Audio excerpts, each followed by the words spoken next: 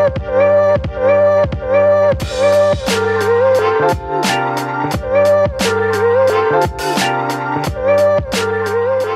à tous, bienvenue sur la chaîne de l'Examen Crypto. Nous sommes le samedi 25 janvier 2025, il est 9 h du matin. On va faire le point bien sûr sur les news. Il y a des news très lourdes, très intéressantes. Et on va regarder bien sûr le Bitcoin et les altcoins. On s'installe confortablement. On démarre cette vidéo avec le Trump toujours sur un gros retracement. Ça commence à faire un énorme retracement du côté du Trump. On est à combien de dollars là, juste par curiosité? Ouais, on est à 27 dollars alors que le truc était monté à 77 dollars. Trop de FOMO, tu le FOMO, hein. Bref, on va regarder tout ce qui se passe autour des cryptos en détail. Allez, on démarre avec les news. Alors, on a la chaîne Fox qui rapporte que Donald Trump a signé un décret exclusif sur les cryptos prévoyant la création d'un stock national d'actifs numériques, une décision historique qui pourrait propulser le Bitcoin au centre de la stratégie politique et financière des États-Unis. Donc ça, c'est quand même un tournant majeur. Alors, on va voir ce que ça va donner sur la durée, mais ça reste quand même une news hyper bullish quand même. Dans le club LexaRocket, on avait vu la crypto LDO ainsi que la crypto Ondo. D'ailleurs, elles ont toutes fait un très joli pump hier. Je crois qu'il y a eu environ 14% sur le LDO pardon, et 12 ou 10% sur le Ondo. Bref, plutôt pas mal tout ça. Du côté des ETF, alors le 23, donc c'était avant-hier, on a eu le Bitcoin en hausse avec plus 188 millions de dollars et le des ETF en retrait pour l'Ethereum, moins 14,9. USA, donc le SAB 121 a été annulé, ça veut dire que les banques peuvent désormais conserver du Bitcoin. Alors pour ceux qui ne savent pas, le SAB 121, donc c'est le Staff Accounting Bulletin 121, c'était une directive stricte des régulateurs américains qui empêchait les banques et institutions financières de détenir directement des actifs numériques comme le Bitcoin mais aussi les altcoins en raison des risques liés à leur volatilité et leur sécurité. Son annulation marque un changement monumental dans la réglementation. Les banques sont désormais libres de conserver des cryptos pour leurs clients ou sur leur propre bilan. Donc ça aussi, on s'en rend pas compte là comme ça, mais c'est une news extrêmement bullish. Ça aussi, c'est clairement bullish, et ça, bien évidemment, c'est depuis l'arrivée de Donald Trump. On a fait un point hier midi sur YouTube pour la vidéo monnaie, pour la crypto pardon XRP. Donc allez la voir, hein, ça compresse à mort. Ça n'a pas encore pété, mais ça risquerait de faire quelque chose dans les prochains jours. Allez voir la vidéo, parce que ça compresse vraiment. Du côté du club, on avait vu la crypto Jasmine. Donc si vous aussi vous voulez recevoir encore plus de vidéos, n'hésitez pas, vous avez le lien du club LexaRocket en description de vidéo. La BCE, donc la Banque Centrale Européenne, pousse pour que l'euro numérique face à la stratégie crypto de Trump. Donc elle pousse l'euro numérique face à la stratégie de Trump. Donc là, malheureusement, ils sont en train de pousser très fort pour essayer qu'on ait une adoption de cet euro numérique.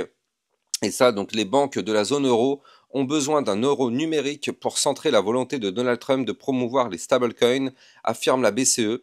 L'Europe répond à l'offensive américaine sur la crypto. Ouais, mais sauf que l'euro numérique, en fait, c'est pas du tout la bonne solution non plus, en fait, parce qu'on sait derrière que l'euro numérique, c'est tout simplement en fait pour contrôler tout ce qui se passe. Et c'est dans un but de contrôle, de flicage à fond. Et ça, forcément, c'est peut-être pas une nouvelle extrêmement intéressante et extrêmement bonne pour les Européens, en tout cas, parce qu'effectivement, avoir un euro numérique, c'est pas forcément une très bonne idée. Alors, dans l'idée, ça aurait pu être bien, mais dans les faits, vu ce qu'ils annoncent et vu toutes les réglementations plus régulations à propos de tout ce qui gravite autour de la crypto, l'Europe n'est pas du tout en train de faire quelque chose de bien par rapport à tout cet écosystème, en tout cas. Semler Scientific va lever 75 millions de dollars pour acheter davantage de Bitcoin. Une annonce qui montre la confiance croissante des entreprises dans la crypto. Semler mise sur l'avenir numérique en renforçant sa position sur le Bitcoin. Alors, on a eu aussi donc un animateur de la chaîne Fox qui dit que contrairement à l'or, le Bitcoin peut croître au niveau que vous le décidez. Sur ça, il a clairement raison. Ça va dépendre vraiment du prix que les gens veulent lui donner. Le Bitcoin dépasse les 100 000 dollars, mais l'éducation sur la crypto reste essentielle pour comprendre ces enjeux. Ça, c'est vrai. Il y a beaucoup de personnes qui investissent sur le Bitcoin et même sur les altcoins sans même savoir ce que c'est, sans même savoir à quoi ça sert, sans même savoir réellement comment ça fonctionne derrière. Et d'ailleurs, même dites-moi en commentaire si parmi vous, vous savez ce que c'est réellement le Bitcoin, vous savez comment ça fonctionne derrière. Dites-moi si vous le savez en commentaire, ça peut être intéressant que je vous fasse une petite vidéo effectivement pour vous expliquer les bases du Bitcoin pour vous expliquer un peu le fonctionnement de base de sa blockchain. Voilà. Dites-moi si c'est quelque chose qui vous intéresse, mais en tout cas, ouais, clairement, il faut au moins savoir sur quoi on investit. Alors, Hem, ah oui, bah, ça c'est moi. J'ai lancé une nouvelle petite chaîne YouTube aussi en aparté, juste parce que voilà, j'aime bien faire ça, des petites vidéos un petit peu, mystérieuses, des choses comme ça. Donc si ça vous intéresse, n'hésitez pas, hein. Vous avez, directement, le lien ici sur mon Twitter ou bien sinon vous allez sur, YouTube, vous tapez, «Les veilleurs de minuit». Donc effectivement, c'est des petites vidéos un petit peu, mystérieuses sur des événements un petit peu étranges qui se sont passés. Donc n'hésitez pas d'aller regarder ça si c'est un domaine, qui vous intéresse. Je vais, faire des petites vidéos comme ça régulièrement, petit à petit. Donc n'hésitez pas, vous avez sur YouTube les veilleurs de minuit. Crypto Détente qui nous pousse que MicroStrategy pourrait devoir payer des impôts sur ses gains non réalisés en Bitcoin. Sauf que ça fait quand même une sacrée somme de Bitcoin, hein. Je ne sais pas si vous vous rendez compte, mais MicroStrategy, à chaque fois, ils achètent par vague de 15 000, 30 000, 40 000 Bitcoin à chaque fois. D'après le WSJ, la société pourrait être soumise à un impôt minimum alternatif sur les sociétés de 15% basé sur ses bénéfices gap ajustés, y compris eh bien, les cryptoactifs. Et donc c'est cette partie-là qui est quand même assez délicate. MicroStrategy négocie actuellement avec l'IRS pour obtenir des exemptions, mais cette taxe pourrait entrer en vigueur dès 2026, une décision qui pourrait redéfinir la fiscalité des entreprises détenant du Bitcoin. Alors faut pas trop rigoler, hein, parce que nous en France aussi ça risque d'arriver tout ça, donc taxer, c'est ce qu'ils disent, hein, ils veulent commencer à taxer même enfin, les plus-values latentes, donc c'est-à-dire que même si on n'a pas retiré, eh bien on a quand même peut-être des plus-values, mais qui sont non retirées, c'est-à-dire qu'ils sont toujours en Bitcoin. Imaginons on a du Bitcoin, il y a une plus-value de 50%, bah, ils veulent quand même qu'on taxe les 50% de plus-value, alors que même qu'on n'a pas vendu la position. Donc voilà, c'est pas encore acté, en tout cas en France aussi, mais ça risque d'arriver, il faudra faire extrêmement attention à ça. Allez, on démarre avec l'analyse technique, mais avant ça, je rappelle à tout le monde bien sûr que tout ce que je vais dire dans cette vidéo n'est en aucun cas un conseil financier, c'est à vous de faire vos propres recherches. Et n'oubliez pas que le trading de crypto-monnaie comporte des risques de perte partielle ou majeure. On démarre avec les indicateurs. Donc là, directement, on a l'indicateur de la une map de liquidité. Donc du coup, qu'est-ce qu'on voit? Eh bien, on voit qu'on a quand même deux murs face à nous. Un mur qui se situe ici entre les 107 100 et les 108 500. Et on en a un au sud qui se situe entre les 101 200 et les 100 000. Donc du coup, on va aller chercher un de ces deux côtés. C'est inévitable. Un de ces deux côtés sera atteint dans les prochains jours. Maintenant, la vraie question, c'est lequel? Quel côté sera atteint? Parce que là, bah, effectivement, ces deux poches de liquidité à venir chercher tout de même, donc assez intéressant. Du côté du Crypto Fear and Greed Index, on est actuellement à 61, donc comme vous le voyez, hein, c'est la cupidité toujours, donc on est dans un début d'euphorie, début de cupidité. Bon, c'est pas comme si on était dans le vert, mais bon, en tout cas, pour prendre une position, c'est toujours plus intéressant de la prendre quand on est dans le orange, voire même le rouge, plutôt que de le prendre quand on est dans le vert. Du côté effectivement de notre Bitcoin, alors on démarre. Malheureusement, hier, on n'a toujours pas réussi à breaker le niveau clé. Ça fait maintenant plusieurs jours que le Bitcoin est en train de nous faire des feintes et malheureusement, le Bitcoin n'arrive pas à casser ces niveaux clés. Je rappelle que le Bitcoin doit impérativement casser ici le niveau clé qui se trouve à 106 175 $. Alors hier, on a eu un espoir parce qu'hier, à un moment donné dans la journée, même dans la soirée, hein, vers 18 h, on était quelque part par là, donc on avait l'espoir de breaker. C'est pour ça que je vous dis à chaque fois, attendons toujours les clôtures pour les confirmations. Hier, on était quasiment ici, quasiment aux 107 000 $, donc bien au-dessus du niveau clé qu'il faut breaker. Malheureusement, vous le voyez, on a clôturé la journée à 104 000 $, alors qu'on a été chercher les 107 000. Donc bon, il y a beaucoup de volatilité sur le Bitcoin actuellement. Tant mieux, c'est ce qu'on aime, mais malheureusement, le Bitcoin a décidé de ne pas valider de breaker ce niveau clé, donc il va falloir patienter encore, malheureusement, c'est comme ça. Je rappelle que ce niveau clé n'est pas un niveau clé anodin, c'est un niveau clé qui correspond à la ligne de coup d'une ta séance. Donc bon, pour l'instant, on n'arrive pas à valider, ça fait partie du jeu. On essaye, on se fait rejeter, on essaye, on se fait rejeter, on essaye, on se fait rejeter, on n'y arrive pas. En tout cas, ce qu'il faut noter, c'est que sur ma chaîne YouTube, si vous aimez la précision, vous êtes au bon endroit parce que regardez ça. Hier, on est venu faire une mèche, pile poil, vraiment ultra chirurgicale, sur la résistance dont je vous avais parlé, les 107 190. Eh bien, qu'est-ce qu'on voit hier? C'est ce niveau clé millimétré qui nous a rejeté. Donc là, franchement, si je zoome bien, c'est ultra chirurgical, hein. La touchette est vraiment, regardez ça, la touchette est vraiment, mais pile poil dessus. On est venu toucher la ligne, à peine on la touche, il y a eu rejet. Bien sûr, c'est une résistance. Donc là, pour l'instant, on patiente, c'est toujours pas validé, on n'a toujours pas de confirmation de cette ta séance. Donc bon, c'est dommage, on aurait pu l'avoir hier. Malheureusement, on ne l'aura ni aujourd'hui ni demain, en tout cas je pense, hein, parce qu'en général quand c'est le week-end, la volatilité est très très faible. Donc là, si on l'a pas eu hier, on risque pas de l'avoir ce week-end. Par contre, peut-être que la semaine prochaine, on pourrait enfin l'avoir. En tout cas, c'est ce qu'on espère. Mais pour l'instant, de toute façon, tant que on n'arrive pas à valider ça, faut pas s'attendre à une poussée haussière du côté du Bitcoin. Alors oui, oui, c'est une figure chartiste bullish. Bien sûr que c'est une figure chartiste bullish. Mais tant qu'on ne break pas son niveau clé, il faut s'attendre à rien du tout. Maintenant, l'avantage quand même, c'est que on n'est pas non plus dans une situation gravissime. Même si on n'a pas réussi à valider, eh bien, on a ici le niveau de support des 103 519 $, qui a une nouvelle fois parfaitement tenu. On est venu faire aussi une touchette sur le haut du range, donc c'est-à-dire ici à 102 833, qui a lui aussi une nouvelle fois parfaitement tenu. Donc tant qu'on est au-dessus de ces niveaux de support, l'espoir de pump existe encore. Tant qu'on est au-dessus des supports et que les supports ne sont pas breakés, bah ils sont là pour ça, ils sont là pour retenir la chute.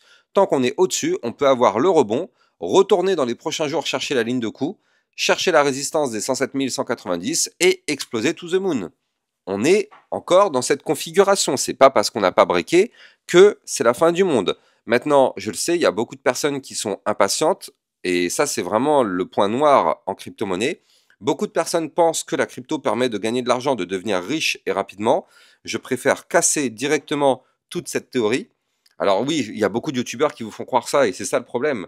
Mais moi, je préfère casser directement ce rêve. La crypto-monnaie ne permet pas de devenir riche, encore moins rapidement. On peut devenir riche en crypto-monnaie soit si on a un coup de chance extrêmement ouf, c'est-à-dire qu'on a acheté une crypto et qu'elle s'est mise à exploser, soit, eh bien, on vise la durée. Donc là, effectivement, quand on vise la durée, il faut pas s'attendre à ce que si dans 2-3 jours il se passe rien, bah non, ça on s'en fout. Nous, ce qu'on veut, c'est la durée. On veut la durée. Alors, ça ne nous empêche pas de faire du trading aussi, c'est-à-dire qu'on peut prendre aussi des positions en parallèle courte durée. Mais il faut toujours avoir dans un porte-monnaie des positions longue durée et pourquoi pas aussi des positions en trading plus courte durée. Mais c'est les positions longue durée, celles-là, on s'en fout de ce qui se passe. Si dans 2 jours il se passe rien, bah, on s'en fout, vu qu'on est là pour la longue durée. La longue durée, ça se compte en mois, années. Donc là, en tout cas, du côté du Bitcoin, pour l'instant, on n'arrive pas à breaker les niveaux clés. Donc, on patiente tout simplement. Il ne faut pas se stresser par rapport à ça. On est dans des très très belles configurations tout de même pour le moment. On est au-dessus des niveaux clés. On a quand même des configurations bullish, hein. Je rappelle, on a ici un double bottom. On a eu un rounding bottom qui s'est transformé en ta séance. Donc ça fait quand même 3 patterns chartistes bullish. Donc là quand même, il ne faut pas s'inquiéter. On est au-dessus des supports. L'espoir de breaker et de valider l'un de ces 3 patterns bullish, eh bien, il est quand même bel et bien présent. Donc, on va continuer de surveiller ça. Mais là, c'est vrai que ce week-end, par contre, il ne faut pas s'attendre à beaucoup de choses du côté du Bitcoin, je pense. Maintenant, du côté des altcoins, il se passe quand même pas mal de choses. Avant de continuer, je rappelle que vous pouvez me suivre sur Twitter pour recevoir toutes les news, toutes les actualités. Et n'hésitez pas à venir me rejoindre dans le club Lexa Rocket, ça vous permet de recevoir encore plus de vidéos, ainsi que des vidéos concernant des potentielles crypto-pépites. Les liens sont en description de vidéo. Alors, du côté des altcoins, eh bien, on va aller checker quelques altcoins. Alors, on va en regarder une, ça fait quand même quelques temps que j'en ai pas trop parlé. Alors, c'est la crypto Optimism, voilà, le OP. OP qui est, bah, vous me l'avez demandé, hein, c'est pour ça que j'en parle, c'est pas des cryptos non plus au pif, c'est des cryptos que vous me demandez. Alors, la crypto Optimism, effectivement, eh bien, elle est toujours dans une phase malheureusement baissière. Donc là, pour l'instant, tant qu'on est dans cette continuité de baisse, et vous le voyez, on est actuellement parfaitement dedans, avec des points bas de plus en plus bas, des points hauts de plus en plus bas. Donc oui, on est bel et bien dans une poursuite de configuration baissière du côté de cette crypto. Maintenant, les points bas, il faut le noter, sont de moins en moins bas. C'est-à-dire que là, on le voit, les points hauts, eux, sont de plus en plus bas, mais les points bas, regardez, ça descend un tout petit peu, mais beaucoup moins. Donc c'est-à-dire qu'en fait, en réalité, on est ici dans un triangle de compression. Ça signifie quoi concrètement? Ça signifie que du côté de la crypto Optimism, on va avoir un support qu'il ne faut pas breaker. Et ce support, malheureusement, on est en train de tenter sa cassure par le bas actuellement. Mais bon, la journée ne fait que commencer, donc pas d'inquiétude. Mais par contre, c'est vrai qu'il faudrait absolument ne pas breaker les 1,6998. Et ouais, parce que si on pète ce niveau clé, malheureusement, la crypto OP, donc l'Optimism, pourrait se mettre à retracer de plus belle pour aller chercher les 1,5784, voire même, pourquoi pas, un autre niveau clé de support des 1,5119, ou même des points encore plus bas. Donc attention à ça tout de même. Maintenant, nous, ce qu'on veut, c'est trouver un rebond pour qu'on puisse avoir la force de péter cette ligne de tendance baissière, parce qu'on a quand même des bandes de Bollinger en vue jour plutôt resserrées sur cette crypto, je suis en vue jour, ne l'oubliez pas. Et derrière, si on pète ces bandes de Bollinger par le haut, donc ça passera par la cassure de la ligne de tendance baissière. Donc là, aujourd'hui, le niveau clé, si on veut du pump, il est ici à 1,8385. Si on veut du pump, déjà, il faut commencer par breaker ce niveau clé. Et il faudra aussi récupérer le dernier point haut qui est à 1,9637. En plus de ça, il est au-dessus du ruban de moyenne mobile. Voilà, si on récupère ces niveaux clés, effectivement, ça pourrait être sympa. Mais pour l'instant, on le voit, c'est quand même une configuration plutôt délicate sur cette crypto-monnaie.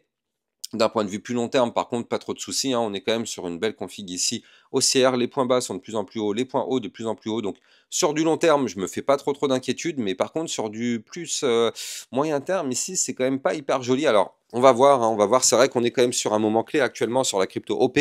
Mais pour l'instant, on n'est qu'en début de journée. Même si on break, on va voir où va-t-on breaker. Si on break ici, effectivement, ça sentira pas bon.